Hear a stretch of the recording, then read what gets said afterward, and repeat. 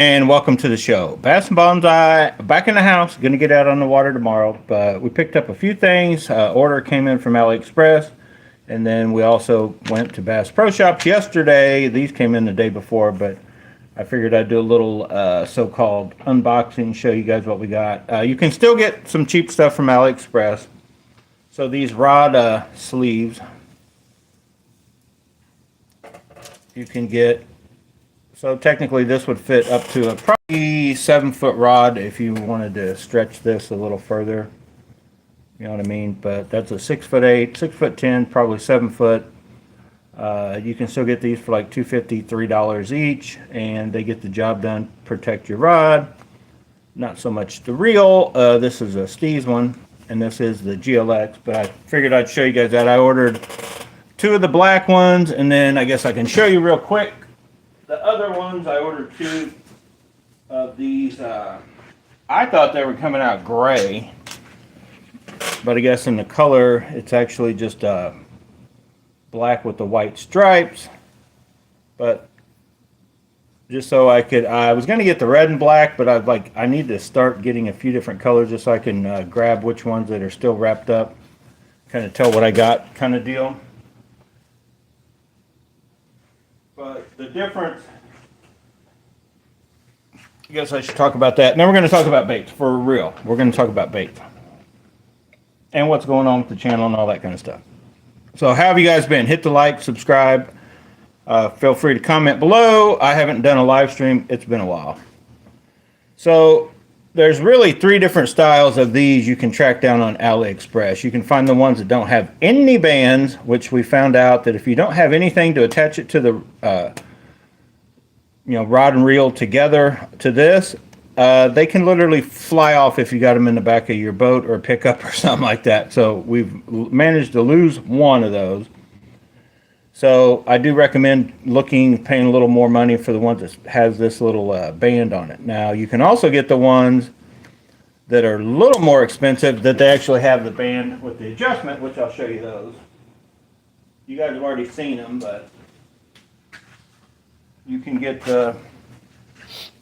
and the difference is like these, it's turned on the inside, I guess looks a little fancier, and then they've got the little adjuster so you can adjust but really as long as you got something to go over your deal to where this won't fly off and it holds it sort of there, it doesn't really matter. They all do about the same thing. They just keep that line from getting tangled up and your rod from getting scratched up and transporting it around, or while it's setting, as in the case of my boat. If you guys have boats that don't have a rod locker, it's just kind of setting out in the boat, and if you're not using it, you might as well have it wrapped up in basically a rod and reel cover both on to protect it. So anyway, those 4 came in from AliExpress. I can't remember the exact total. It's one of those deals. There's still that deal on AliExpress to where you order a few different things and it's free shipping, and that's when you really get a bargain. There's still some bargains out there, just like on the hooks I want to talk about real quick as I'm ready to talk about baits. So all of these hooks, they're tangled up, came from AliExpress. They're kind of like that, just like what the owner hooks are, with that silver or silky gray or whatever look to them, and they're kind of a little higher quality hook. They're coming from Lureholic on AliExpress, but you literally get like 10 for $1.50, $1.80, depending on what size you get. You can get the EWG like those are. You can get the Wacky Rigs, which I still need to order a few of those, and that may be it. 2 different styles at several different sizes. Just all around, I would recommend like the 1/0 and then the 3/0. But if you're going smaller baits, the number 1 goes all the way down to I think a number 3, number 2, number 1, 1/0, 2/0, 3/0, 4/0, 5/0, and 6/0 in the EWG, I believe. The Wackies are a little different. But highly recommend those hooks. If you've been watching some of the videos of me out fishing, like you will occasionally lose a fish, but they just work very good. You can't beat that price. Like 10 of them for under $2. It's actually insane with nowadays prices on just owner hooks. And owner hooks aren't crazy expensive, especially if you get the cheaper ones, like just the standard owner hooks are actually fairly cheap, but those from AliExpress, I think they're just a touch higher quality than the cheaper ones you're going to get locally. Let me try to get one out just to show you what I'm talking about. But they've definitely got that slick coating. The hooks, like so far, I've still only been using the one 3/0. We've been rigging it with basically this and a few other plastics, but it just holds its sharpness. It hasn't even thought about, of course, I don't run super tight drags, and we're only dealing with, well, 15 to 20 pound tests, but we haven't thought about bending it out or anything like that. They're just, in my mind, they're as good a quality as you're going to get on a hook. So that leads me to, like, let's get some more soft plastic to throw on these awesome hooks, Charlie, right? Right. Okay. So anyway, I'm kind of going back to my roots, my water roots. You can't find the old worms I used to use, so I just went to Bass Pro, and this is the closest I could get to the old Jean LaRue hooktail tomato red worms. So I got their just tomato ribbon tail worm. I'm going to throw those. If you guys remember right, I had these from like 2 years ago maybe, and I think that video, if you guys go back if you haven't watched it, the Abel is Abel. We were Charles's grandson, so I just threw the Abel is Abel because his name's Abel. And I threw this one cast, hit the bottom, couple bounces, a little pull or whatever. I felt the hit, pulled it in. This was totally gone. I'm like, these Berkley baits, if one dink, usually if soft plastics, if one hit and the dink's destroyed it, I usually don't even mess with those. So I was like, I need an alternative just for when I do want to try my old school red worm trick, right? Just throw it out, just drag it. We haven't really had to go there. I was just wanting to try that one. I was like, nope, that's what I thought. I don't like those. I like the Berkleys, that's why I got these. But here's the Berkleys. Like back in the day, I used to fish the Jean LaRue's just for that slow dragging a tomato red worm, like when the bite was super tough. But like in general, if I was throwing anything looking for, I guess, bigger fish with the worm, not necessarily this color, but the Berkley 10-inch power worm, and I can smell it from here. I haven't even opened this package yet. But this bait is also an excellent one. I felt like it definitely had a better durability than these Berkley Maxon or whatever those are. So I figured I'd go back to the old deal, and I figured just start with the Tequila Sunrise because it's kind of a dark, kind of a purple, right? If you guys remember right, we've been doing awesome on June Bug. We're going to get into that color in a minute.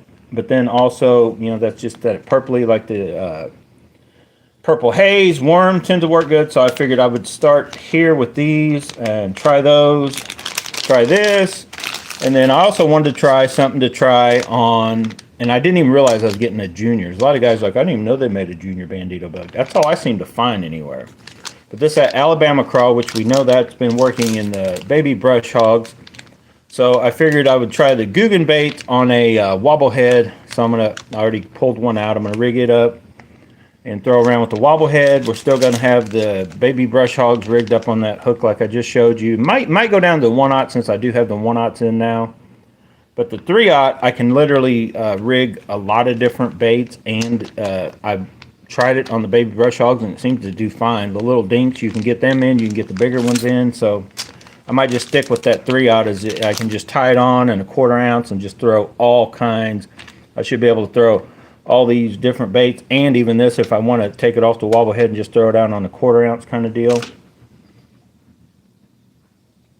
But I happen to go to Bass Pro, and every bait that they're out of color on Tackle Warehouse, Bass Pro Shops has. So I think it was Tackle Warehouse, I looked for the June Bug in a baby brush hog, and the Cabela's I stopped at, and I believe even Rogers, I couldn't find a baby brush hog and a June Bug, but the Bass Pro Shops that's just down the street from me had the baby brush hogs. Now, you guys may be able to answer me this. Is there a difference between Better Than Salt and Super Salt Plus? Like what? I haven't dug into Zoom enough. I don't know if they've changed what they do to them or whatever, but I don't get why one says Better Than Salt and the other one says Super Salt Plus, and this one's also Super Salt Plus. I don't know if it's just difference in packaging or if there's an actual difference, because I don't think, here's an old one. I don't know that I remember seeing salt coming out of these, but maybe I'm wrong. There's an, and I don't even know if that old package, what it said. Hang on a second.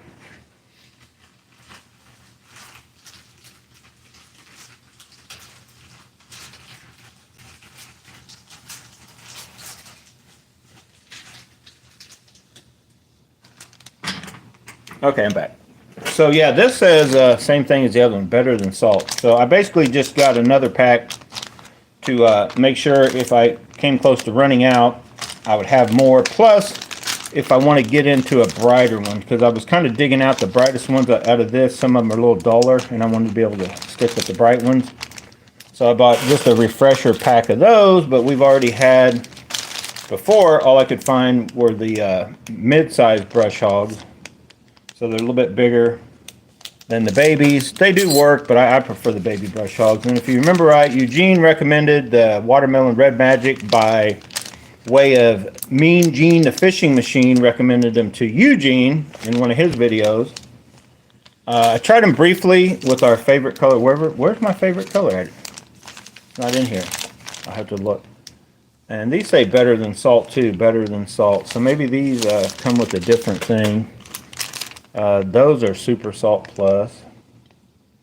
So we tried these briefly with my favorite. Let me look for them.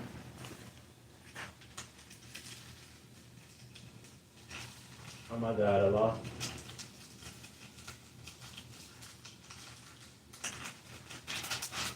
Oh my God. Where did they go?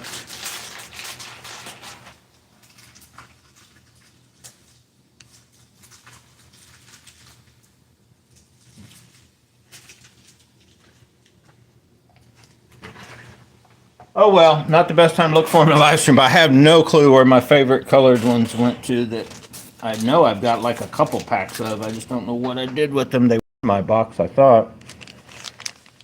So anyway, I'm curious. I guess I could Google it. Chat GTBBGQH plus A minus. Check them out with AI. But anyway, they all get bit, but I haven't really tried this color this year, that bullfrog. I probably need to try it depending on where I'm going tomorrow. It's another thing we'll talk about. But so I've got, several different colors. I kind of just like the bright ends of the greens and the oranges, and then just something with some blue in it, and then just like a natural, some sort of naturally color, green pumpkin. That purple and gold was my favorite, green pumpkin, purple and gold. So then this year, Junebug has definitely kicked in, and so I wanted to get Junebug. Well, then,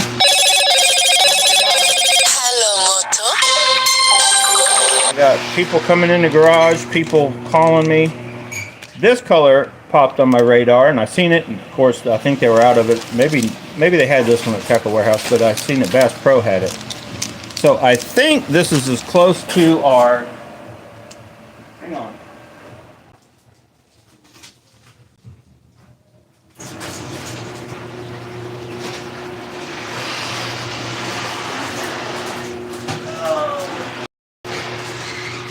Okay, I'm back. I found them. I went looking for these, and I found these. There's our green pumpkin, purple and gold, my favorite color. A few years back, this year hasn't done a lot.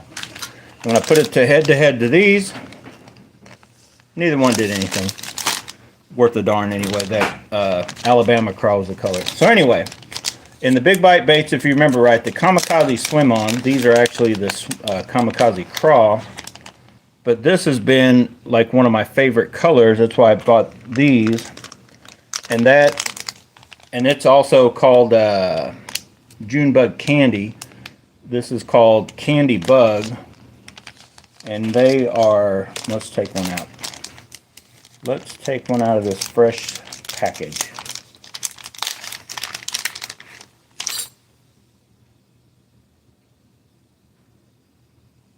So yeah, they are almost have the identical type stuff in them. They've got kind of greenish, turquoisey flakes along with purple flakes. This one don't have as much. Let me see if I got it better on. Yeah, this one. if you can make out those. So their candies are very, very, that's about the same color. So if you are also a fan, well, if you're a fan of those in the baby brush hogs, you might want to look into the Junebug candy of all the stuff that Big Bite Baits make, just in case you wanted to try those, because I've seen several videos starting to come out. A lot of people are talking about, if I forget the name of the guy that does YouTube that has been talking about colors don't matter, but I can't remember if I heard somebody tell me this way, but I know I've said it to several people, and it's just the way my theory of colors are.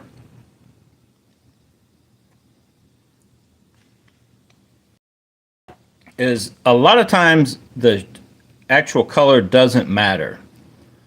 But usually when it does matter, it really matters. Like if you can fine tune a color, like not just any normal Junebug, if there's certain brands, I feel at times, will even their Junebugs will stand out over others. So most of the time, color doesn't matter. When fish are more active or whatever, a lot of times color, just they may want a darker. Could be Junebug, could be black and blue, could be black and red, could be any of the darker spectrum, or they may want lighter. And if they're kind of a hitting thing, but then when it shifts, and technically, in my opinion, when they get more pressured and they just get more of a funk due to heat, so you're dealing with fronts, you know, maybe very barometric pressure is very high. They've been getting a lot of pressure and it's very hot. That may be the time when a certain presentation and a certain color really could kick in, and you may not catch any, or you may catch a whole bunch, and it could have something to do with the presentation, the size of the bait, and the color of the bait, in my opinion. So if you're better off to always be kind of at least have a favorite color at a given time, or, you know, if you're thinking they're on darker, have a favorite darker color and different stuff like that. So in my opinion, I just kind of, you know, if you guys probably heard me talk about when I'm out fishing, it's like I'll say it several times. I'm like, don't get me on a, you know, color. Once I kind of get in a mood of a color, and I just stick to throwing that. And this year, what I found, I don't know if my fishing has advanced or digressed or whatever, which way it's went, but I feel that I used to feel it was to the extremes. It was my black and blue or it was my white. Like if when things got tough, if water got darker, same thing. If water got clear, I always felt like more natural, you know, go to that green, even just a straight green pumpkin or green pumpkin of your favorite, you know, whatever mixed in it, green pumpkin magic or whatever kind of thing. And then every once in a while that, you know, watermelon would be over a green pumpkin, but you was kind of in between that to clear the water.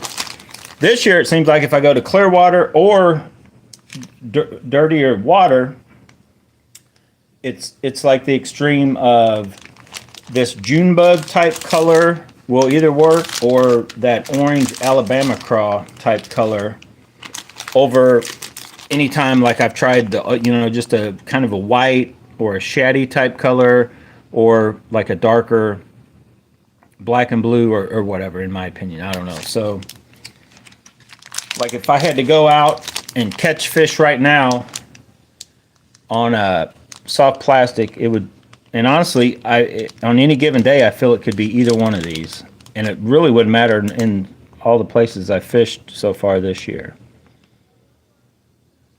I feel there's some days this color, more days probably this color, but then there's days when that color will even outdo that color.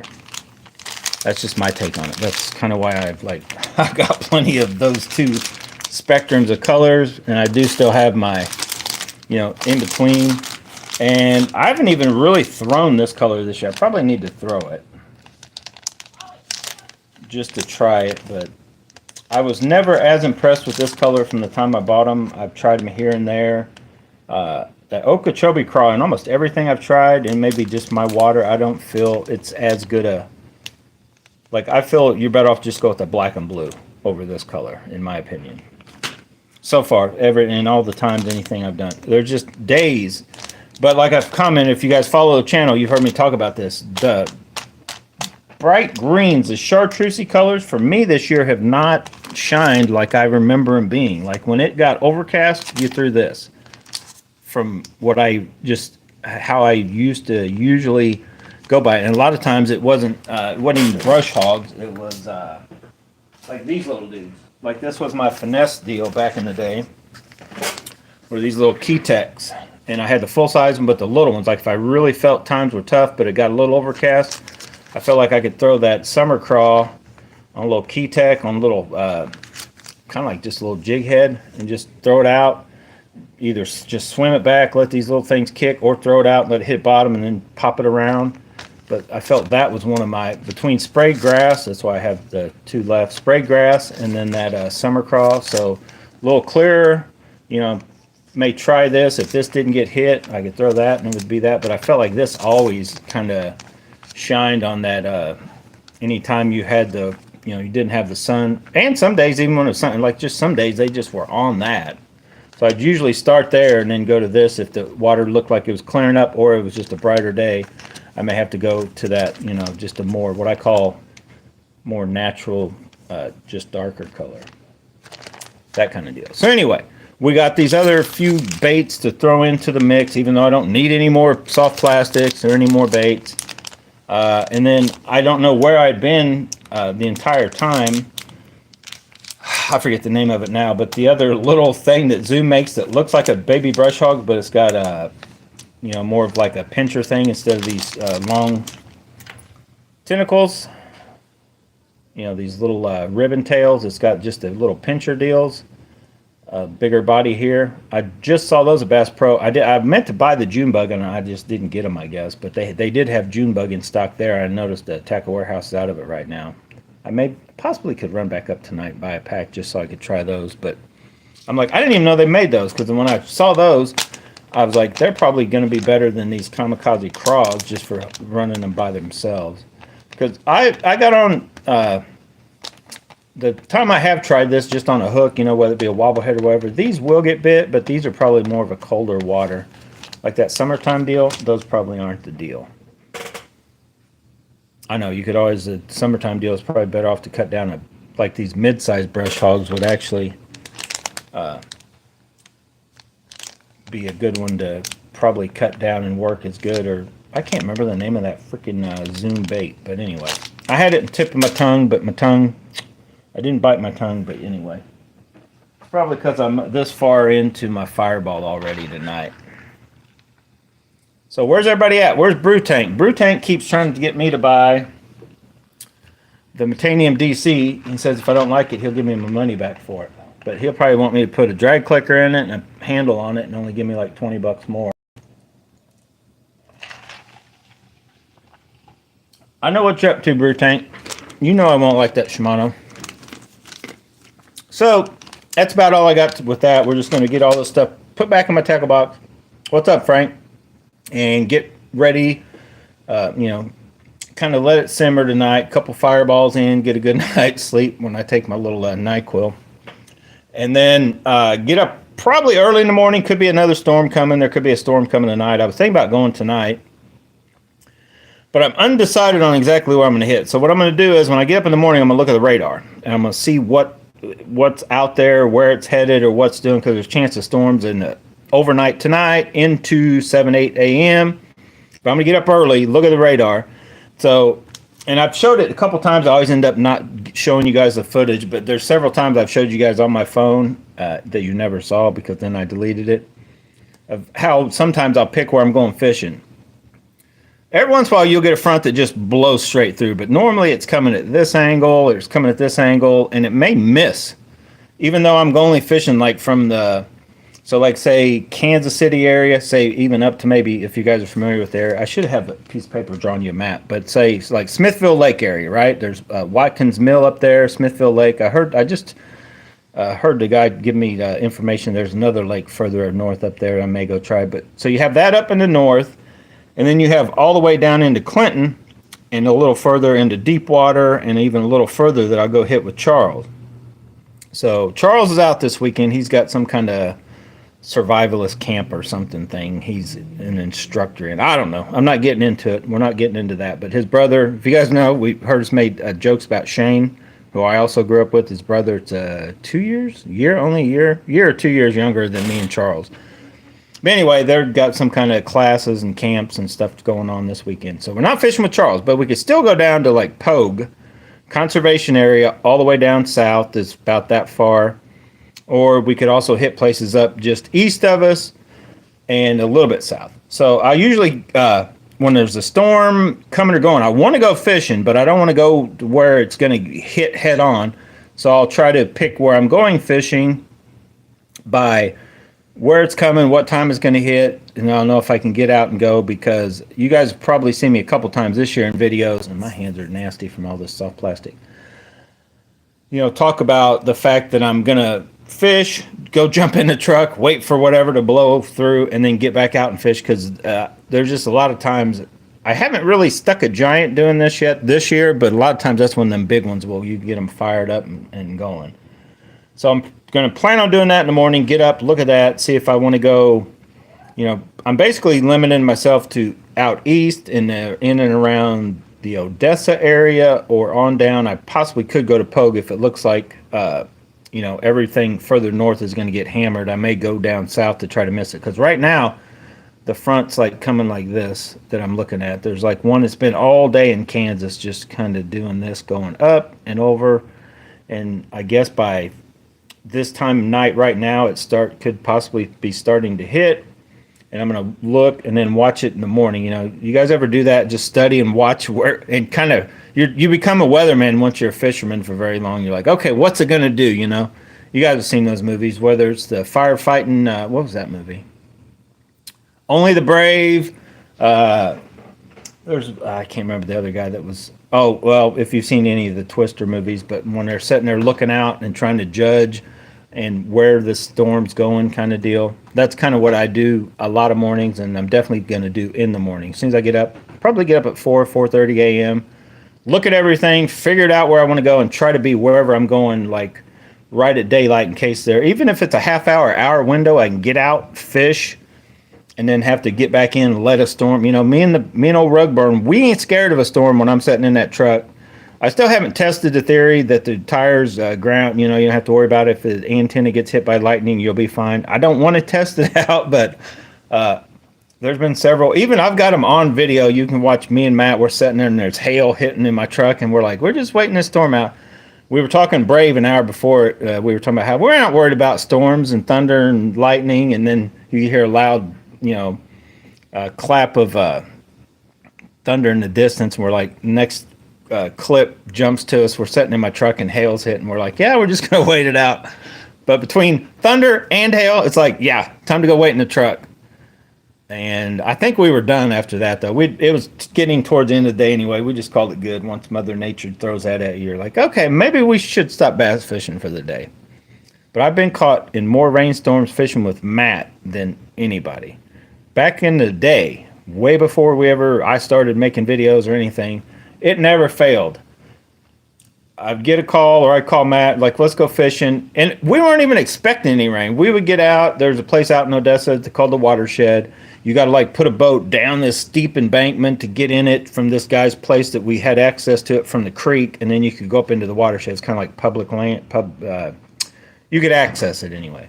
But you'd have to put the boat in, get up there to get to the main watershed itself, and it took forever to get back out of there. So once you were in there, if something blew in, you were like stuck. So there was a time we got up and in there, and this is also a time I've told the story about when I was whacking catfish right and left with a man's baby 1 minus in a bluegill color.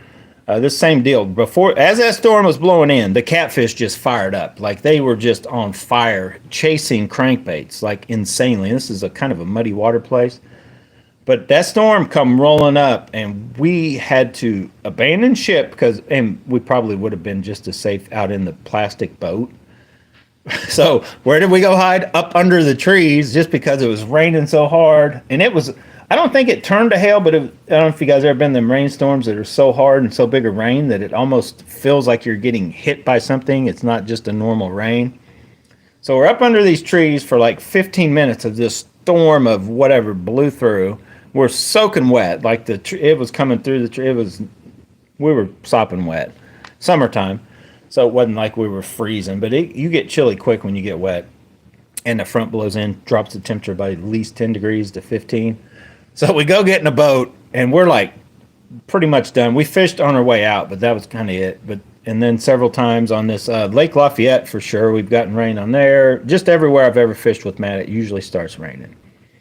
So anyway, long little rant there. Probably out in this video. Go get get these baits thrown back in the tackle box. Get my hands washed up. I still got to get something to eat for dinner. And so the plan is tomorrow I'm going to stop at Quick Trip like I normally do. Run into the automated robot that's out sweeping the floors, taking everybody's jobs. No, technically they kind of overwork their Quick Trip employees if you haven't noticed yet. You'll show up and there's like one dude there for the first few hours of a morning trying to sweep, do this, do that, and then come check you out. It's like nuts. But anyway.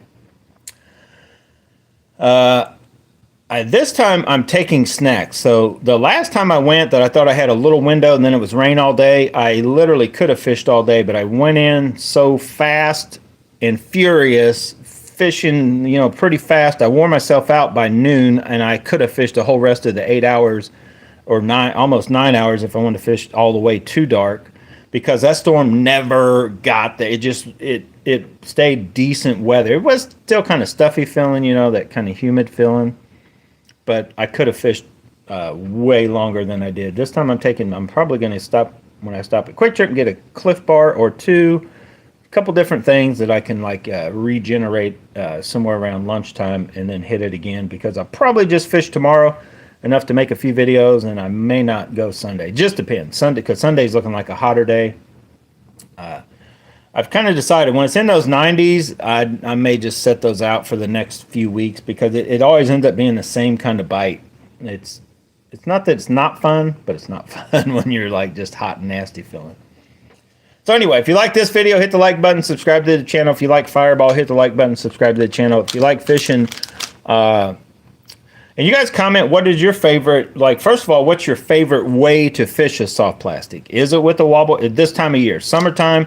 Is it just a, wacky rig only? Is it a drop shot? Is it a wobble head? Or is it just the old traditional Texas rig, 1/4 ounce, 3/8, whatever size bullet weight with whatever size hook, I like the way I'm doing it, because I feel I can use it kind of flipping and pitching in tight, junky spots. I can just throw it out on bottom and drag it around here and there. The Texas rig is still one of the ones that it's so universal. That's why with that 3/0 hook and a 1/4 ounce, you can get down deep enough off the banks. Like you don't have to be, you don't want to go, if you're going in very deep water, you probably want to go up from a 1/4 ounce, but 1/4 ounce 3/0 hook, you can go fish a lot of different ways in 15. I think we got 15-pound test on the leader now. I think I lightened it up a little bit.